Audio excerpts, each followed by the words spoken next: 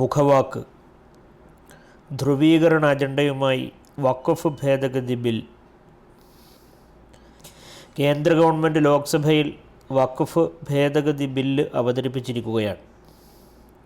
ചില്ലറ ഭേദഗതികളൊന്നുമല്ല നിർദ്ദേശിച്ചിരിക്കുന്നത്, 40ഓളം ഭേദഗതികളാണ്. നിലവിലുള്ള വഖഫ് നിയമത്തിൻ്റെ എന്തെങ്കിലും അപാകങ്ങൾ പരിഹരിക്കുകയല്ല ഭേദഗതിയുടെ ലക്ഷ്യമെന്ന് ഇതിൽ നിന്ന് വ്യക്തമാവും. വഖഫ് സ്വത്തുക്കളുടെ സ്വഭാവം, അതിൻ്റെ നേച്ചറും പദവിയും സ്റ്റാറ്റസും മാറ്റിമറിക്കുകയാണ് ലക്ഷ്യം.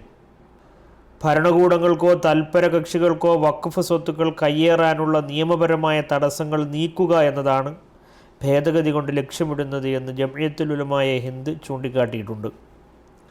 അതുകൊണ്ട് തന്നെയാണ് ബന്ധപ്പെട്ടവരുമായി പ്രാഥമിക കൂടിയാലോചനകൾ പോലും നടത്താതെ ബില്ല് തിടുക്കത്തിൽ പാർലമെൻറ്റിൽ അവതരിപ്പിച്ചത്.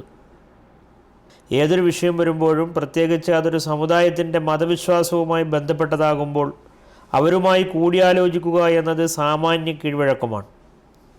വഖഫിനെക്കുറിച്ച് നന്നായി അറിയുന്ന പണ്ഡിതന്മാരും മുസ്ലിം സംഘടനാ നേതാക്കളും മുസ്ലിം പാർലമെൻറ്റ് അംഗങ്ങളും ഇവിടെയുണ്ട്. അവരോടൊന്നും കൂടിയാലോചിക്കുകയുണ്ടായില്ല. പുതിയ ഭേദഗതികൾ സമുദായത്തിലെ ഒരാളും അംഗീകരിക്കുകയില്ലെന്ന് കേന്ദ്ര ഗവൺമെൻറ്റിന് നന്നായി അറിയാം. അതുകൊണ്ടാണ് സമുദായ പ്രതിനിധികളുമായി കൂടിയാലോചിക്കാതിരുന്നത്. വഖഫ് സ്വത്ത് സംബന്ധമായി സർവേ കമ്മീഷണർക്കുണ്ടായിരുന്ന അധികാരങ്ങൾ പുതിയ ഭേദഗതി പ്രകാരം കലക്ടർമാർക്കാണ് കൈമാറുക. മാത്രമല്ല, വഖഫ് കൗൺസിലിലെ എല്ലാ അംഗങ്ങളെയും കേന്ദ്ര സംസ്ഥാന സർക്കാരുകൾക്ക് നാമനിർദ്ദേശം ചെയ്യാം. ഈ അംഗങ്ങളിൽ 2 പേർ അമുസ്ലിങ്ങളായിരിക്കണമെന്ന വിചിത്ര ഭേദഗതിയും ബില്ലിൽ ഉൾപ്പെടുത്തിയിരിക്കുന്നു. മറ്റൊരു മതവിഭാഗത്തിൻ്റെയും മതപരമായ കാര്യങ്ങൾ തീരുമാനിക്കുന്ന ബോഡികളിൽ ഇതര സമുദായക്കാർ കൂടി വേണമെന്ന് എവിടെയും നിയമമില്ല. മുസ്ലിങ്ങളുടെ മതകാര്യങ്ങളിൽ അങ്ങനെയാകാം എന്ന് വന്നാൽ മറ്റു ന്യൂനപക്ഷങ്ങളുടെയും മതകാര്യങ്ങളിൽ ഇതുപോലെ ഇടപെടാനുള്ള അവസരമൊരുങ്ങും. ഇത് എല്ലാ മതവിഭാഗങ്ങൾക്കും ഭരണഘടന ഉറപ്പു നൽകുന്ന മതസ്വാതന്ത്ര്യത്തിന് എതിരാണ്. കഴിഞ്ഞ 2 പാർലമെൻറ്റ് സഭകളിൽ മുസ്ലിം പ്രശ്നങ്ങൾ വരുമ്പോൾ ഒരുതരം നിസ്സംഗതയാണ് പ്രതിപക്ഷ നിരയിൽ പോലും കാണാനുണ്ടായിരുന്നത്. അതിൽ നിന്ന് വ്യത്യസ്തമായി ഇത്തവണ പ്രതിപക്ഷം വഖഫ് ബില്ലിനെതിരെ ആഞ്ഞടിക്കുന്നതാണ് കണ്ടത്. കേരളത്തിൽ നിന്നുള്ള KC വേണുഗോപാലിനെ പോലുള്ള MP-മാർ അഭിനന്ദനമർഹിക്കുന്നു. അവരുടെ ചോദ്യങ്ങൾക്കൊന്നും ഭരണപക്ഷത്തിന് ഉത്തരമുണ്ടായിരുന്നില്ല. പ്രതിപക്ഷം വിഷയത്തിൽ ഒറ്റക്കെട്ടാണ്.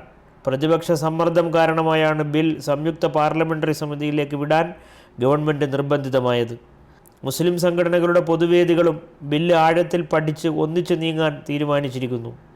വിഷയത്തിൽ all India Muslim personal law board അധ്യക്ഷൻ മൗലാന ഖാലിദ് സൈഫുള്ള റഹ്മാനി എഴുതിയ ലേഖനം ഈ ലക്കത്തിൽ കൊടുത്തിട്ടുണ്ട്. വരും ലക്കങ്ങളിൽ കൂടുതൽ പഠനങ്ങളും വിശകലനങ്ങളും പ്രതീക്ഷിക്കാം.